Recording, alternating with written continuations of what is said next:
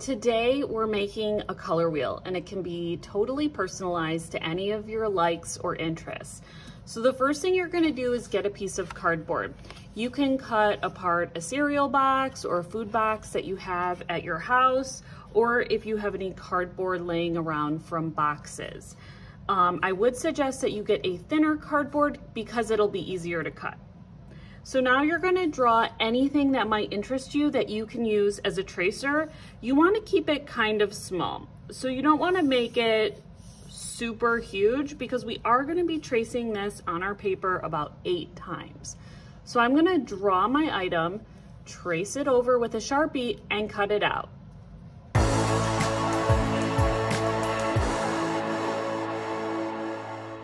I have my tracer here, and what I want to do is I want to trace my tracer in a circle about 8 times going around my paper. I don't want to do it any more than about 10 times because it creates more work for me. So I'm going to say anywhere between 8 and 10 is a good number to stick to. So my trick for this, to making sure that you're tracing in a circle, is that you start at the top. And I'm tracing in pencil first because pencil erases and Sharpie does not.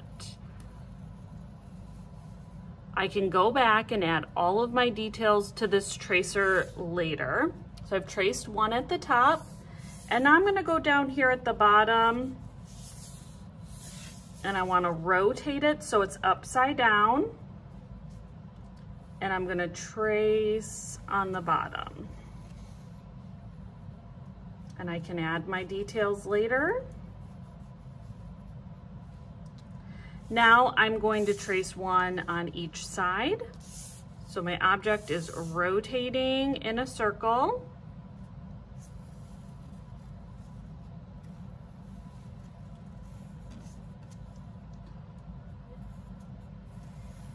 And one more time over here.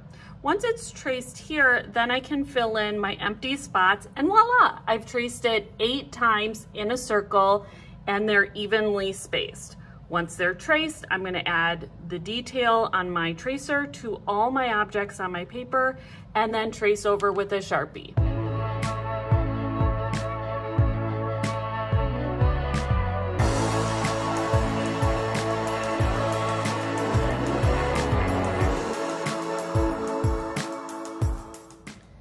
This is the tricky part. So you want to go in and label your objects so that they are in the correct color wheel order. This is the color wheel order. We are including every single color in the square shapes. They are the primary colors of red, blue, and yellow, and the secondary colors of orange, green, and violet, which is another name for purple. So we have more than 6 here. And there are not 2 colors between red and violet. There's only one. So we have to plan ahead. So I know that I need to include red. So I'm going to label this one at the top red. And then I'm going to label the one next to it orange. And the next one next to that yellow. I know I need to include 2 extra colors. Those are the colors inside the circles, and there are 6 of them. You can pick whichever circle colors, which are called tertiary colors, and they have 2 names.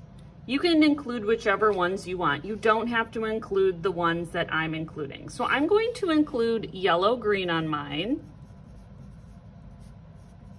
and that color is between yellow and green. So that means that this has to be green. And then on the next one is going to be blue. And then the next one's going to be violet. And that leaves one left over between red and violet, and it has to be red-violet. I recommend labeling before you move on to the coloring section, just so that you know they are in the correct color wheel order before you start coloring. All set up to start painting my color wheel. If you don't have paints, you can use colored pencil, crayon, or marker for this activity. I'm going to wake up my colors a bit because they're very dry, and I'm going to be painting my entire symbol the color of the color wheel that I've labeled. So this is red, so I'm going to be painting this section all red to represent red in the color wheel. Now that I have one of my primary colors painted, I'm moving on to a tertiary color. This color is red violet. Now, if you don't have this color in your paint palette, you can mix it all on your own. So what you're gonna do is you're going to put a bit of red in here, clean off your brush, and add violet. Mix it up, and you'll get the color red violet. And then you're going to paint this area red violet as part of the color wheel. So now I'm going to continue painting all of my sections of my color wheel to match what I labeled them. Where I need to mix, I can mix, unless I have this color in my paint palette or I have this as a color medium. So I do have yellow green in my paint palette, it's right here, so I'll be pulling that color straight from here. Or else you can just mix your coloring mediums to make these new tertiary colors.